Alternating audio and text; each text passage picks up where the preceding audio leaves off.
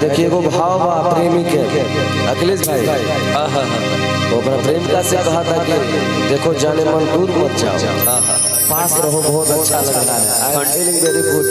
ठंडी बचप कर लो। वो कैसे कहा था कि दूर हटा जनी नियरा तू सता, चपक जा। मोहन भाई का फीलिंग हम अपना गर्लफ्रेंड खातिर कहा था ना मोहन साउंड धमाकेदार साउंड उनकर बियाह हो गल बा मेहरारू खातिर कहत वो अपना वाइफ खातिर कहत रहे कैसे कि दूर हटा जनी नियरा तू सता आ दिलवा में आग लगल बा, दूर हटा जनी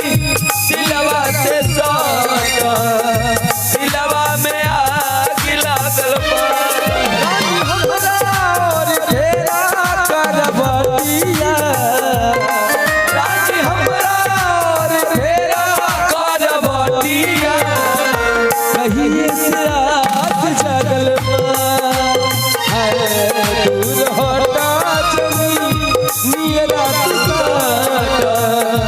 दिलवा में आग लागल बा, हो दूर हटा जनी नियरा तू सटा, दिलवा में आग लागल बा। अरे मिले न तुमको घबराए मिले न बात चुराए, हमें क्या हो गया है, हमें क्या हो गया है, मिले न तुमको राज बताए बीच राज छुपाए, हमें क्या हो गया है, हमें क्या हो गया है, दूर हटा जनी नियरा तू सटा, दिलवा में आग लागल बा, दूर हटा जनी नियरा तू सटा, दिलवा में आग लागल बा। वो लड़का का भाव का बा दीपक भाई जी भैया प्रशांत भाई भाव का बा कैसे ओ जंगला के पाला तर से झाग ले अजोरिया करवा के लग जाए काका हमरी ओरिया,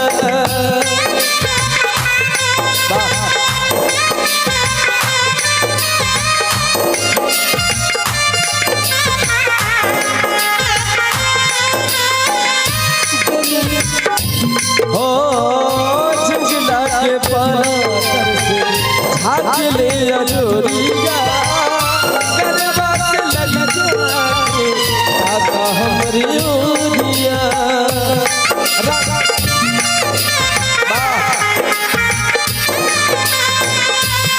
रानी हमरा और तेरा करबतिया, रानी हमरा और तेरा करबतिया, सच के सितार जगल बा, दूर हटा जनी नियरा तू सता, दिलवा में आग लगल बा, दूर हटा जनी हमरा से सटा, दिलवा में आग लागल बा, दूर हटा जनी हमरा से सटा, दिलवा में आग लागल बा। हो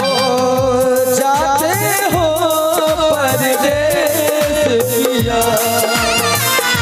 जाते ही खसीना, चाहते हो परदेस पिया, जाते ही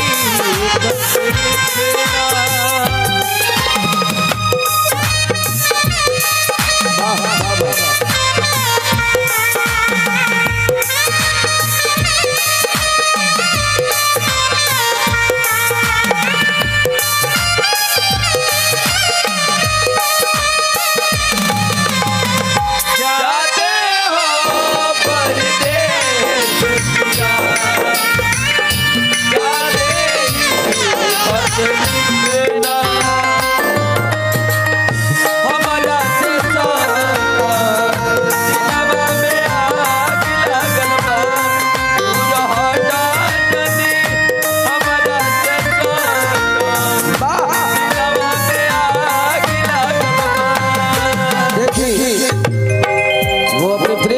प्यार में पागल है, दीवाना है,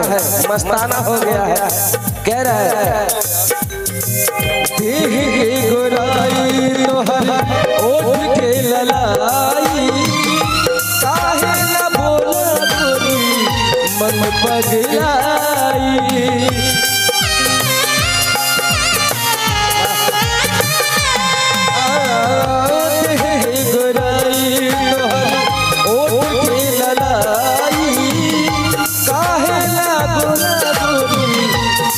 पगलाई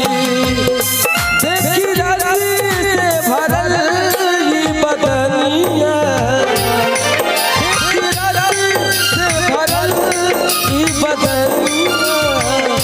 मनवा हार मातल बा। दूर हटा जनी मेरा तू साता, दिलवा में